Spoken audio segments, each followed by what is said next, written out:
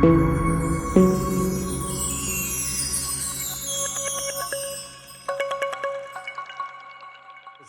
has been a very interesting day.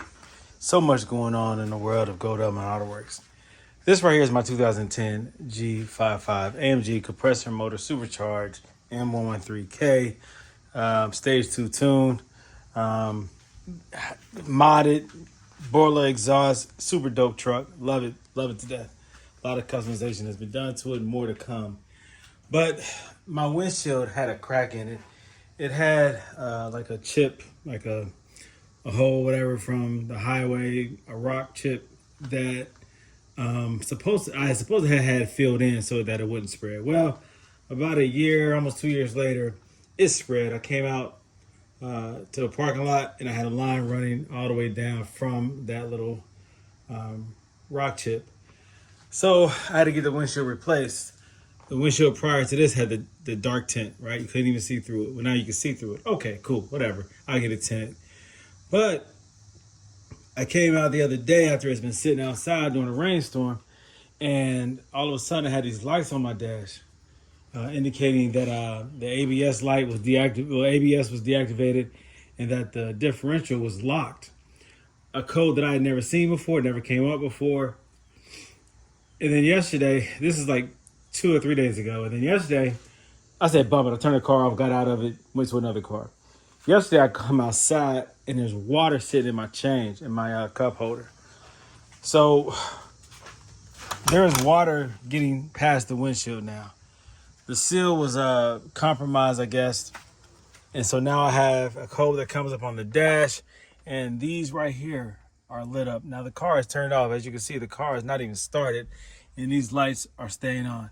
So that water has gotten down, I believe, past the windshield, down into here. Maybe the module, the ECU is down there, passenger side up under the glove box. I've had an issue with that before when water was getting inside.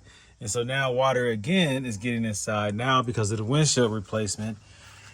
Okay, so also I complained to the people who did the work that it's compromised now, water's getting inside.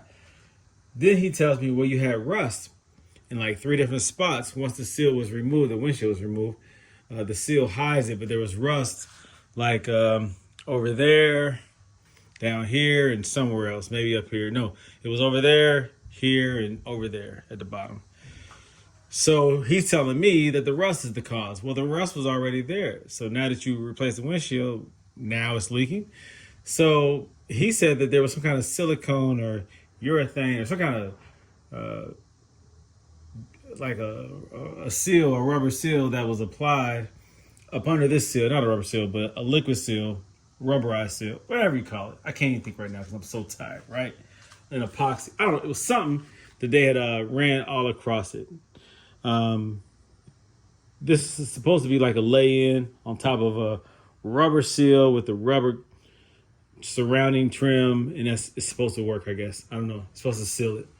But obviously somebody said, well, there's some silicone needs to be put in place the previous time that it was installed. Now, the company said that factory, they don't use the silicone. If you guys know better, let me know. But I'm going by his word, based off of his experience, that on the G-Wagon, this is supposed to be a windshield that just lays down on top of an existing seal, and then the top seal goes on top of it, and you're supposed to be good. So there was rust there, and he's saying that's the reason why. So then they came back out today, and there was a different guy who had this is not the same guy who installed it, but a different guy says that this is the original outer seal, and over time it flexes, it stretches, it no longer is able to create a solid seal. So he feels like this needs to be replaced. So he's willing to order a new one from Mercedes. Now, regarding the rust, he said you probably need body work. You want to probably get that done first before you put a new windshield, or you're going to have an issue later on. It might be a Band-Aid fix for now, but you'll have an issue later on. What do you guys think about that? Should I get the rust fixed and then put the windshield in place? I know that rust was there, and I did not have any leaks from the windshield. The leak that I spoke about earlier was coming from that antenna that was broken.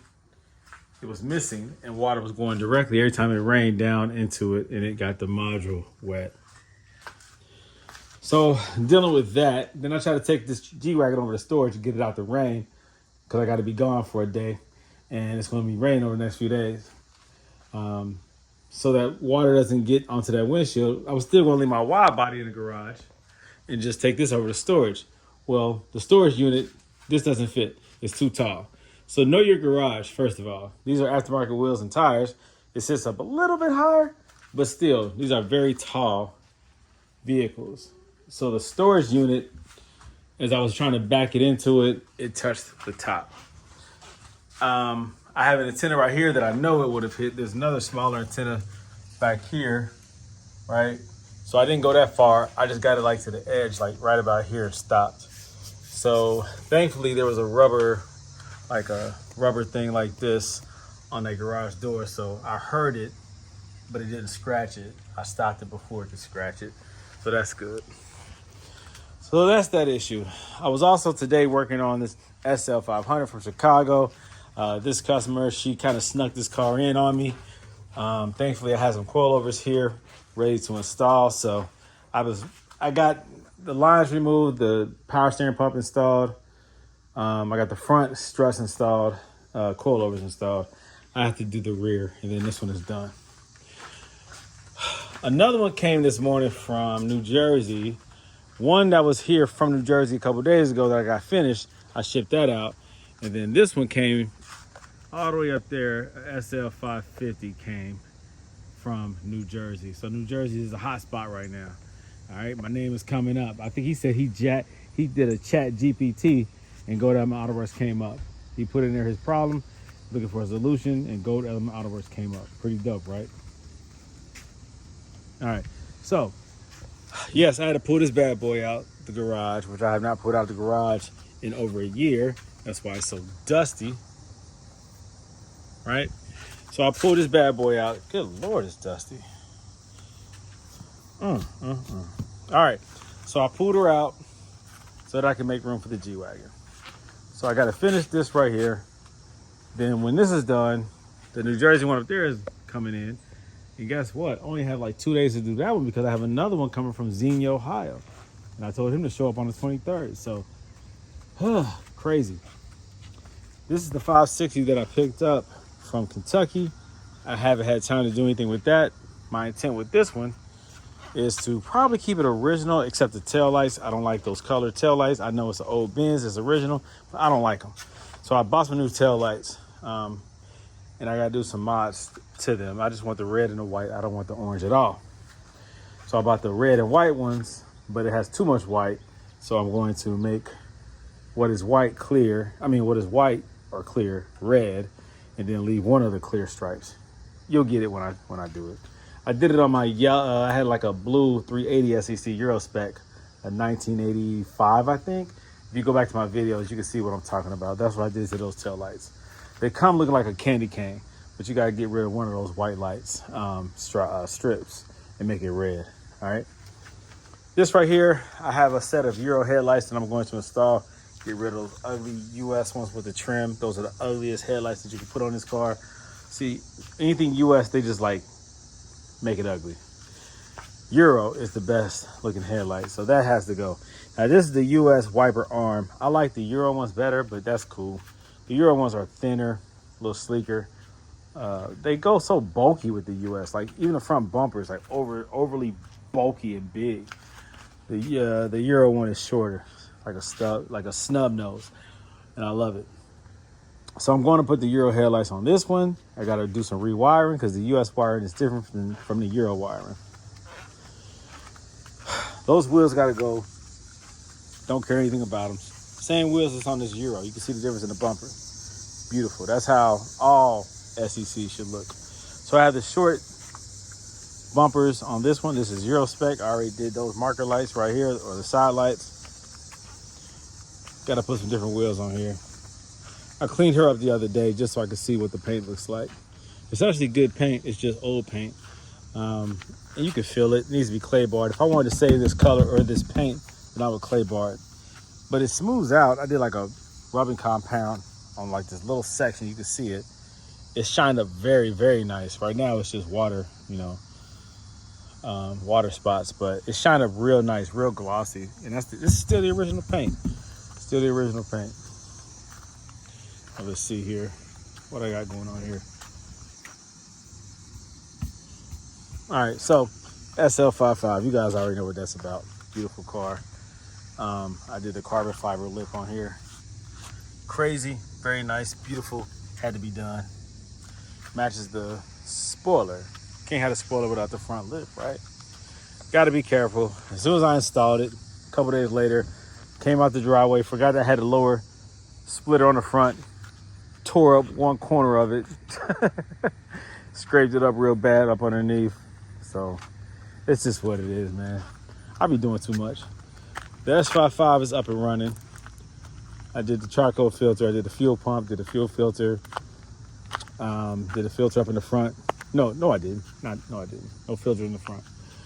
What else did I do with this thing? Changed up the relay that was causing it to not start, so now it starts every time. I put a driver's side wheel sensor that went out, like the ABS light came on because the sensor was bad, so I changed that out. Now a brake sensor is on. It needs new brake pads. They're low all the way around, so I got to do that. And that front bumper is hideous. Look at it. It's all tore up. Again, the person who sold me this vehicle, he totally lied about the condition of this car. Make sure you go see a car before you buy it. This thing came from like Missouri. I got screwed. I don't know what I'm doing with this car. It still has ABC. The ABC acts up, like the light will come on every now and then. It'll drop and then raise back up real quick. So that ABC needs to go. I just did a S55 coilover conversion the other day. That was good. This right here, this 500 SEC needs to be sold. I don't want it. Somebody come buy this car, all right? Once you get about around 35, 40 miles per hour, it wants to bog down. So it still needs some fine tuning. I don't know what's wrong with it regarding that, but somebody come buy this car.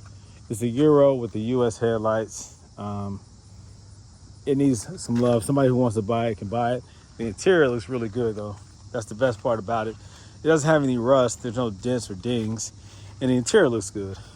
Keys are locked, but if you can look inside and see, it's the dark blue. It actually looks good. The wood looks good.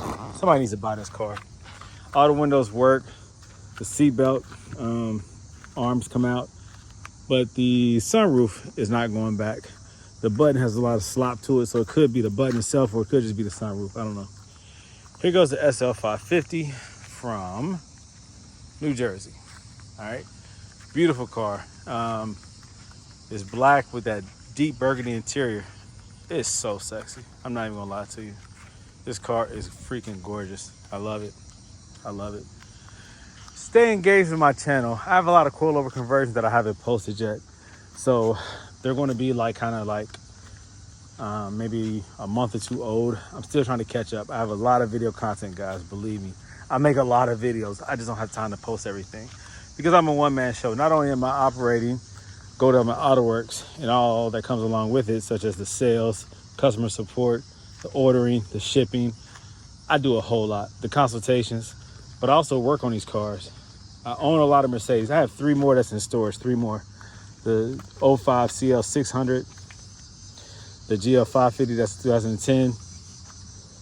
What else is in storage? And a 2002 CL500. I got a lot of stuff going on. I'm always working on something. My wife's 2014 S550, she's gone right now, but it needs some work. The coolant is leaking out of maybe the heater control valve or something like that behind the engine, probably along the firewall. So it's just like always something going on.